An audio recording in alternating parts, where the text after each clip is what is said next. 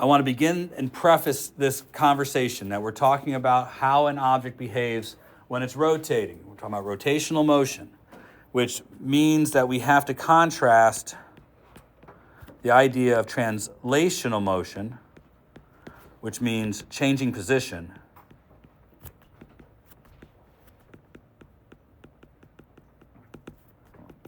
to rotational motion,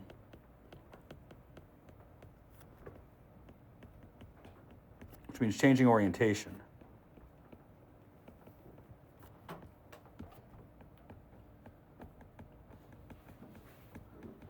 So when we talk about orientation, we're talking about the spatial orientation of the object, which way it's facing.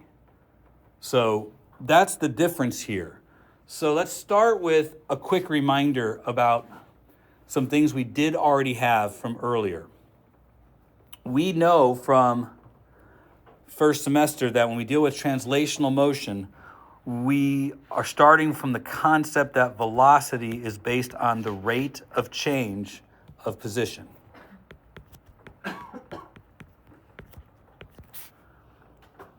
And from there, that acceleration is based on the rate of change of velocity. This should be familiar to you. Now, when the acceleration was a constant, that created for us a set of kind of prefixed motion equations.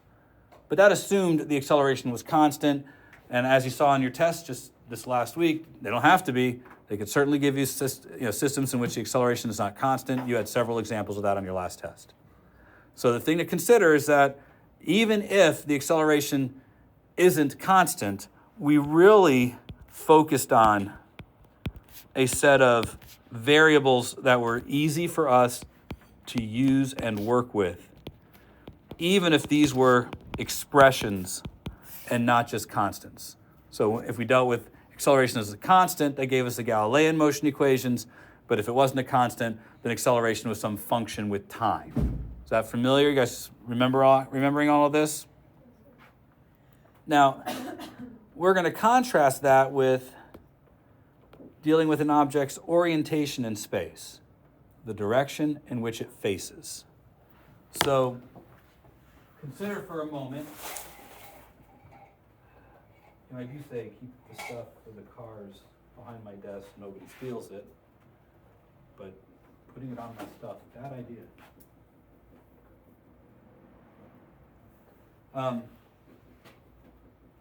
Fan's not changing location, right? But the fan blades are changing their orientation. They're changing the direction in which they face. Does that make sense?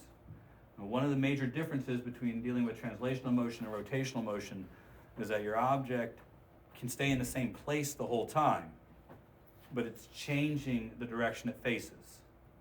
So when we talk about how to define displacement or velocity or acceleration, starting with a fundamental idea of displacement, the fan spun about a certain angular displacement, right? It was facing one way, and now by the fact that it's turned, it's facing another. Maybe a better example is if when you try to leave, you might open the door is facing one way, and through the actions of your arms and all that, you might make the door face another way. And so it's having a change in its orientation, the way it's oriented relative to the room. So just like with translational motion, we have a certain amount of established parameters for making that measurement. For translational motion, we had to decide collectively as a group, where was 0 on the x-axis, and how are we measuring the object's location relative to 0? Sound familiar? So for angular motion, we're going to have something similar. We will have to have an agreed upon direction upon which to make our measurement. But from there, we're going to use a variable to track different values of the object's motion. So we're going to use a variable that you already know when it comes to angle measure. Since an object moving from one orientation to another is going to go through an angular displacement, we'll use delta theta as a means of of representing an angular displacement, a change of orientation from facing one way to facing another.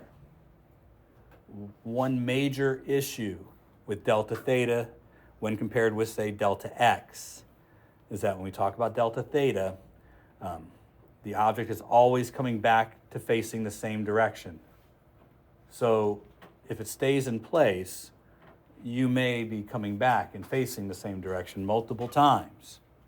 So a lot of times when we start dealing with what we're going to use for measuring delta theta, we're going to use things like rotations,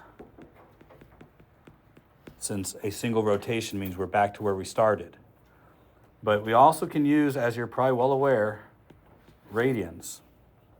And in a very narrow set of circumstances, we could go as far as to measure it in degrees.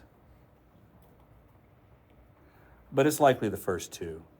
Most of the time, we'll spend our time talking about delta theta in terms of rotations or radians. The colloquial, the most common will be rotations.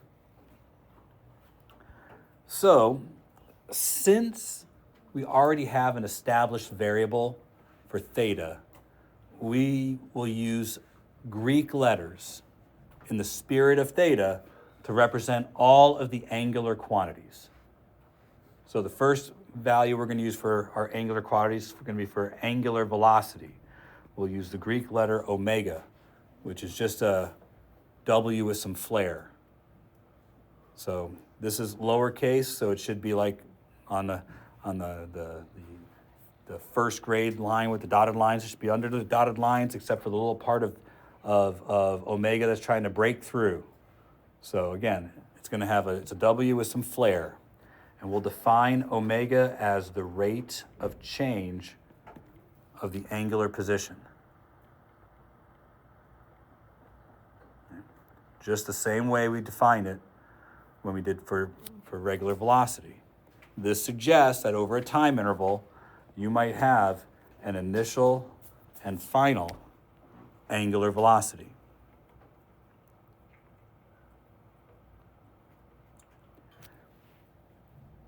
Now, if our object's velocity is changing, that suggests that we're going to have an acceleration as well. So instead of A, we're going to use the Greek letter alpha for angular acceleration, which will be, by necessity, the rate of change of the angular speed.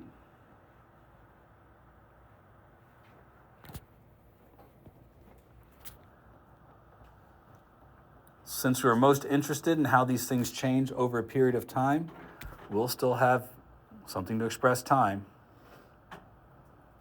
Now, one of the things to throw down here is that I think the names are things you are already okay with, but I have some folks who have asked me to be more thorough in what I write down, and this makes me just a little bit crazy, but I'll do it. What I said was angular displacement, delta theta.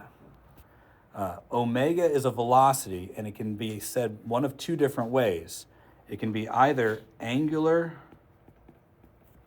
or rotational velocity. Angular and rotational speed, still just the magnitude of velocity. And angular acceleration. Seldom do we say rotational acceleration, but it's plausible. And the last is just our time interval. Again, you might find this to be shockingly condescending, but I've said all these words already, so me writing them down is terribly redundant to me. So because I've written them all down and I'm even talking about it, and this will even be in my video, how shockingly condescending I am, that don't screw this up. This is the easy stuff. Now, I did indicate that this would be in rotations or radians. These, RPM or RPS, rotations per minute, rotations per second, or radians per second. Those are your most likely units there. And unlike first semester, where we were always in meters and seconds because I didn't feel like making you guys do conversions. That is not the case here. And I do not want to downshift into showing you how to do unit conversions, but I will if you screw up what we're about to do here in a minute. Angular acceleration, I'm sorry, I have this wrong. There we go. Angular acceleration, almost always radians per second squared. They very seldom will ask for anything else. Obviously, it could be in rotations per minute squared or rotations per second squared, but very seldom is that what they're going to ask for. They're almost always going to ask for something in radians per second squared. Need to remind you, radians are a unitless quantity. And I know you don't really understand that, but I still want you to have that in there. If you multiply these by something else, radians disappears, and the unit you multiply by takes over. And we'll see some examples of that here, probably not today. I think it's obvious the time interval is going to be some value of time. Now, I don't want to do this. I'm going to do this because I think I have to, but I don't want to do this.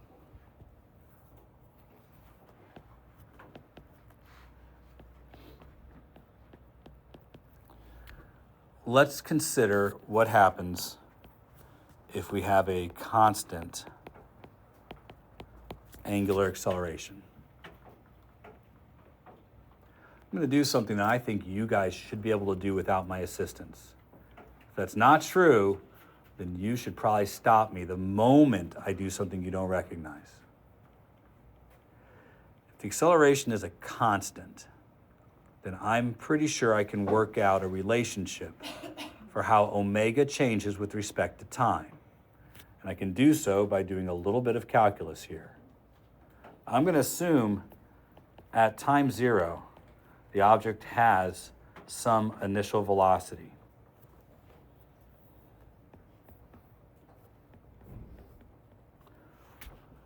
I don't have to assign it a number. I'm just going to say that it's moving at time 0. And I'm going to use omega naught as the variable that represents its velocity at time 0. To find the relationship that exists between omega and the acceleration, I'm going to take this derivative and turn it into an integral. I've done this in class. If you don't remember how to do it, that really needs to be your issue. But I'm going to say the steps as I do them, and I will be slow about it. So if you don't know the steps, you should write them down. With step 1 being split the derivative. Splitting the derivative means I multiply both sides by whatever's on the bottom of the fraction that made up the derivative. So I'm splitting the derivative, step 1.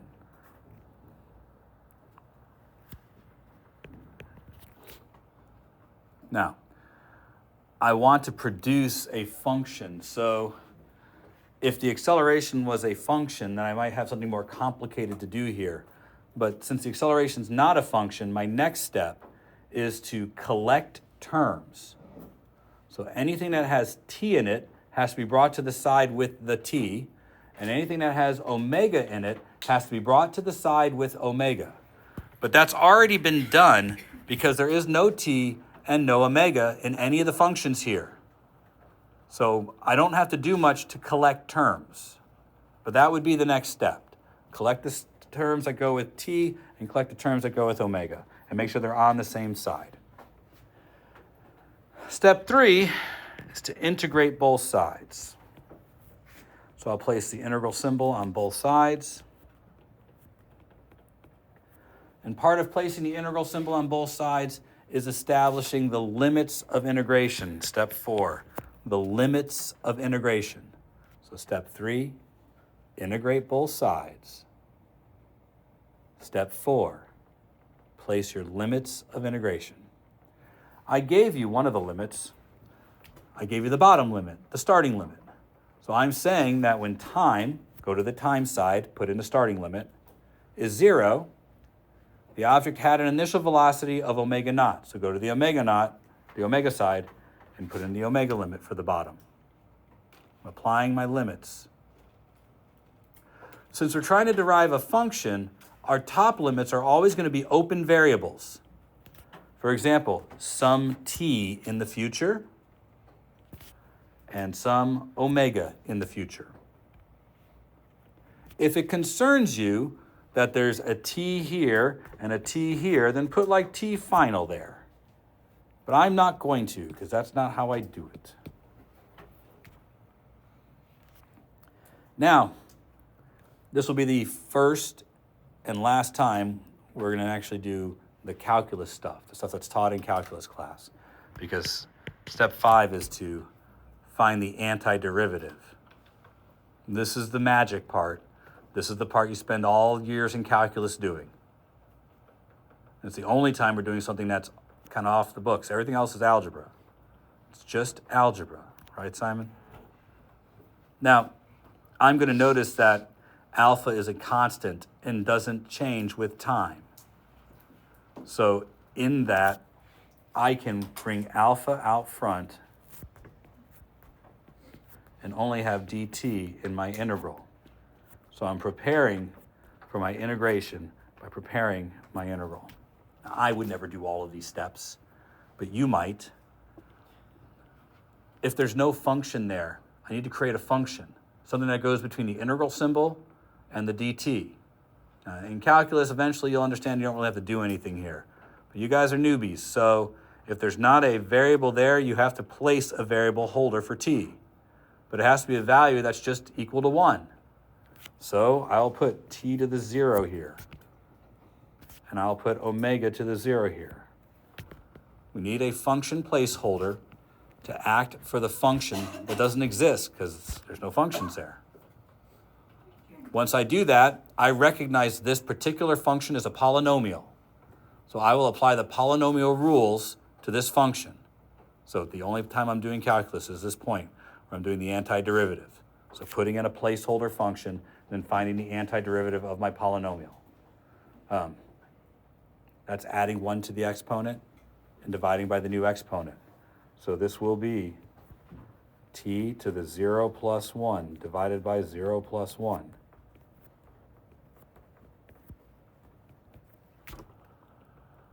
And this side will be omega to the 0 plus 1 divided by 0 plus 1.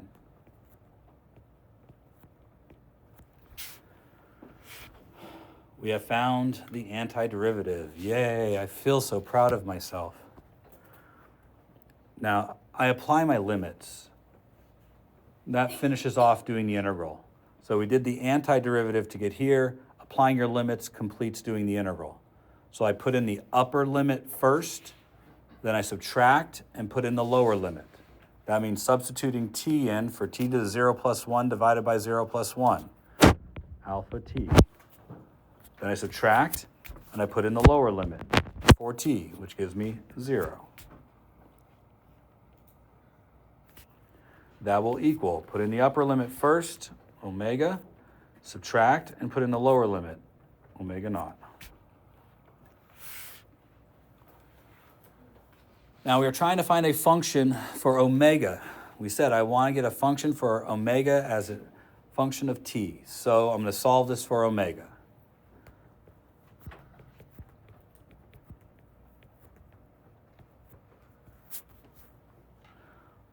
Wow, that was a lot of work to get here.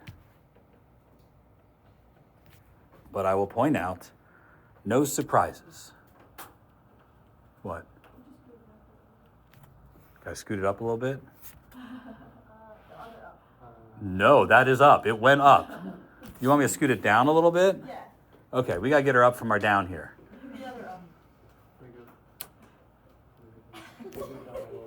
Oh my God. It's like normal condescending, not shocking condescending. Come on, folks. I'm not trying to be a jerk here, but I will be. I said the acceleration was a constant. Do you not see this? Come on, do you really not see it? If you don't, then come on, are you blind? I'm not going to have any sympathy. I said we have a W for the V. Can we just go in and replace all the V's with W's? Yes, you could. You have 5 of these, right? 5 of them. I just showed you that clearly it's going to be the same thing. We did this whole process for these 6 months ago.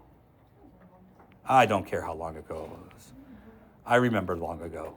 I'm sorry you guys don't. Now, again, I'm not trying to be a jerk, but it's just in my nature.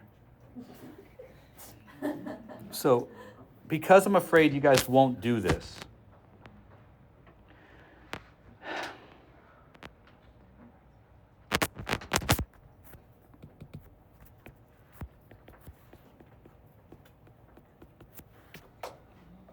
do it again. Yes.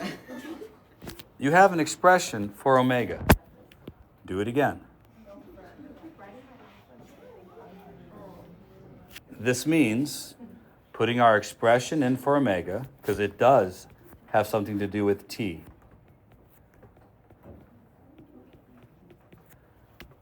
And coming up with what we get for theta. And yes, if I were to ask you to do this right now without me doing the whole thing for you, I would expect you can do this. If you can't, yes, I feel as though there's a problem. I will say this, at t equals 0, the object is got a angular position of theta naught.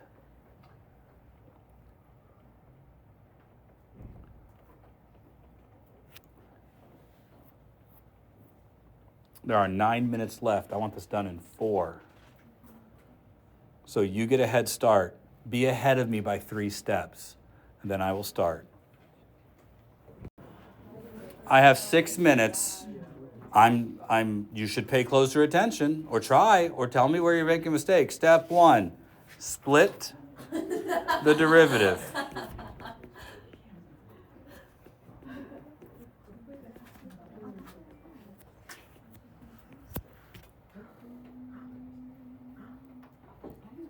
Step 2, collect terms. Check. Step 3, integrate both sides. Check. Apply limits.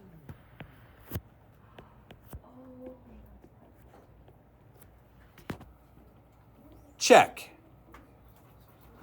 Now I have to integrate. I have to do the work. I notice that I have a t in this term, but this is a polynomial. A polynomial has nomials, and you poly them. Thus, polynomial. They've been added together.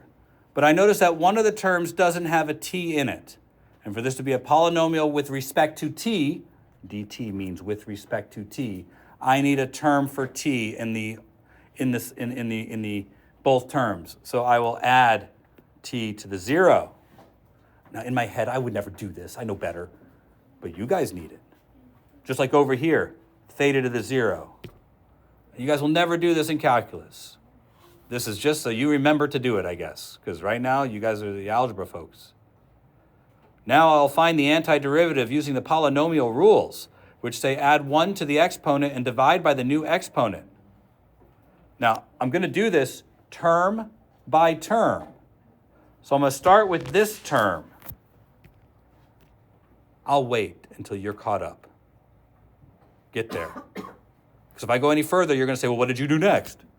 So I'm going to start by saying this is alpha t to the 1 plus 1 divided by 1 plus 1.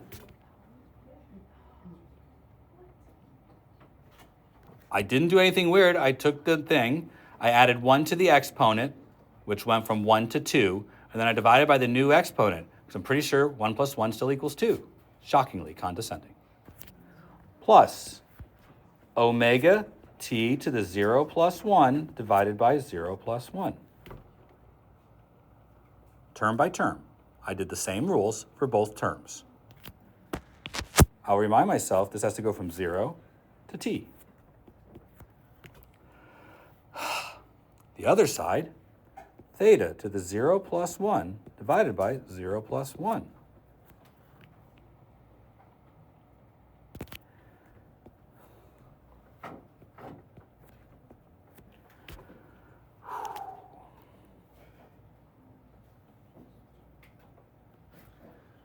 Now, I'm going to put in my limits, but I know in my head the 0 is going to just eliminate all of them, right? So theta t squared over, alpha t squared over 2 plus omega t over 1 minus 0 minus 0. Or if you like, minus 0 plus 0. Equals theta minus theta naught. Don't just look at the screen. Do it yourself, and then verify by looking at the screen if you got it right or not. If you keep looking at the screen and then writing it down, you're missing the point of what you're supposed to do. There's no point in me deriving it. You guys, it won't work. Does yours match mine? If it doesn't, then check what you did wrong. Theta minus theta naught is delta theta, as defined at the beginning of the year. Delta x, x minus x naught. So this is delta theta. This other side looks a lot like 1/2 alpha t squared plus omega naught times t.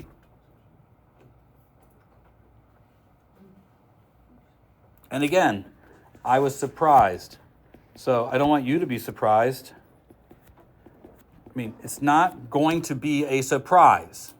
It's going to be the exact same thing from first semester. Yes, now would be a great time to pack your notes up. I guess you're sending me the signal. I think there's probably 5 of these, don't you? Because there were 5 first semester when we dealt with things that had constant acceleration. You should probably be able to recognize all 5 of them. Use them, because it's going to behave the same way. This was harder than I intended it to be for some of you.